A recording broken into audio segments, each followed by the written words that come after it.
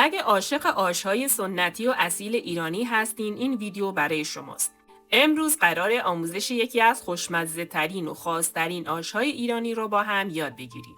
برای تهیه این آش خوشمزه نیاز داریم به گوشت گوسفندی همراه با دنبه. اول از همه باید گوشت رو بال بذاریم. من چند تکه گوشت گوسفندی رو همراه با مقداری دنبه، پیاز و ادویه‌هایی که شامل زردچوبه، فلفل سیاه و مقداری هم پودر دارچین بود داخل زودپز ریختم و بهش 2 تا برگ بو هم اضافه کردم که بوی زخم دنبه رو از بین ببره. حالا روش آب ولرم ریختم و گذاشتم تا گوشت حسابی بپزه. بعد حبوباتی که از شب قبل خیس کرده بودم شامل نخود، لوبیا سفید و لوبیا چیتی داخل قابلمه ریختم و بهش آب اضافه کردم و گذاشتم تا حبوبات بپزه. برای این آش خوشمزه از برنج نیمدانه استفاده میشه. حجم برنج نسبت به حبوبات کمی بیشتره. برنج نیمدانه رو داخل قابلمه ریختم و بهش آب اضافه کردم تقریباً به اندازه 2 بند انگشت. حواستون باشه زیاد آب اضافه نکنید چون این آش به نسبت آش‌های دیگه یه مقداری سفته.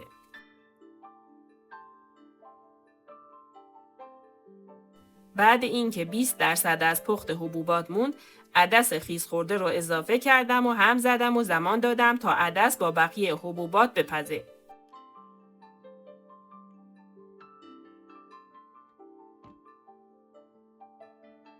اینجا برنج کاملا پخته و لعاب انداخته. همین برنج یکی از اون موادی هست که به آش سبزی لعاب میده.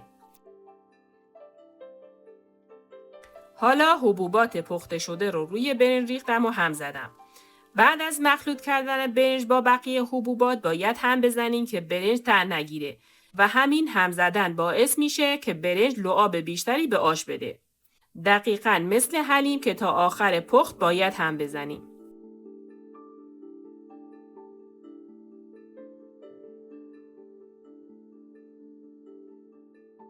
قابلمه من برای این مقدار آش کوچیک بود که من مجبور شدم قابلمه رو عوض کنم چون این آش باید جا داشته باشه که به خوبی هم بزنیم.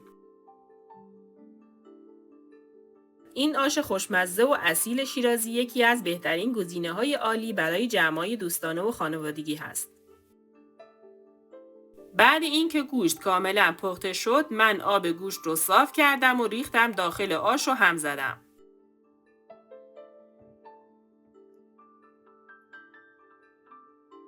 تا آش هنوز رقیقه نمک غذا رو اضافه کردم و هم زدم.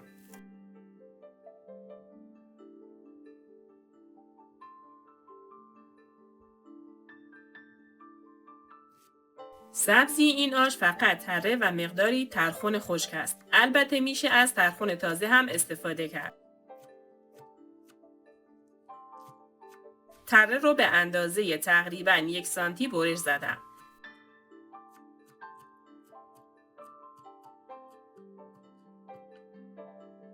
سبزی آش رو اضافه کردم و هم زدم تا سبزی داخل آش پخش بشه. شیرازی‌های عزیز این آش خوشمزه رو به عنوان صبحانه هم میل می‌کند. واقعاً عطر و طعم این آش هوش از سر آدم میبره. از اون آش هاست که یک بار بخوری برای همیشه مزه‌اش زیر زبون آدم میمونه. برای این آش خوشمزه نیاز داریم به پیاز فراوون که من از 3 عدد پیاز بزرگ استفاده کردم. پیازم به عنوان طعم دهنده این آش استفاده میشه. پیازها رو به صورت خلالی برش زدم. حتما پیاز رو خلالی نازک برش بزنید. پیاز به عنوان طعم دهنده این آش استفاده میشه. داخل تاب مقداری روغن ریختم و پیازها رو تفت دادم.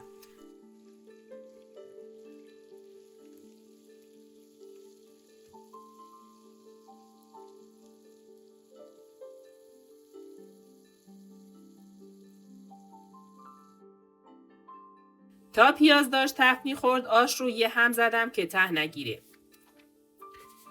پیاز که سبک و طلایی شد موقع اضافه کردن ادویه هاست که شامل زردچوبه، فلفل سیاه و مقدار کمی نمک بود اضافه کردم و تفت دادم تا عطر ادویه ها آزاد شه. ترخون خشکم داشتم که قبل اضافه کردن داخل 1 لیوان آب ریختم تا اگه خاک داشت بره.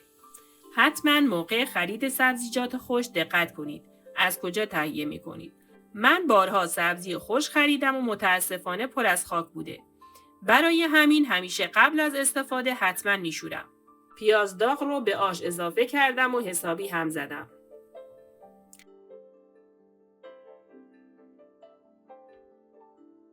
وقتشه بریم سراغ آماده کردن گوشت که اصلی ترین قسمت ماجراست.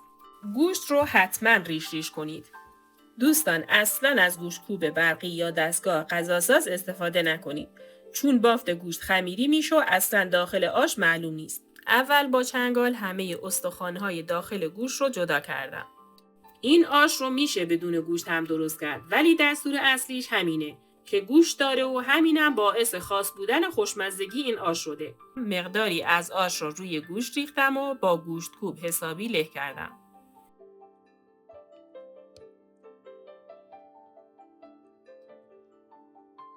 اگه عطر این غذا به دلتون نشست خوشحال میشم ویدیو رو لایک کنید و برای دیدن آموزش‌های بعدی کانال رو سابسکرایب کنید.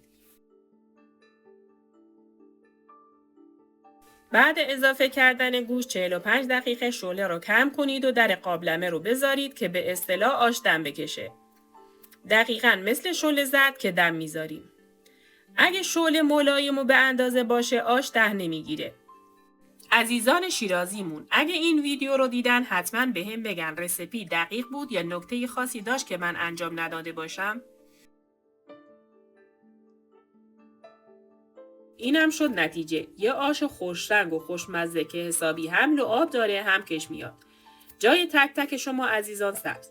امیدوارم شما هم این آش خوشمزه و معروف شیرازی رو درست کنید و کنار عزیزانتون نوش جان کنید.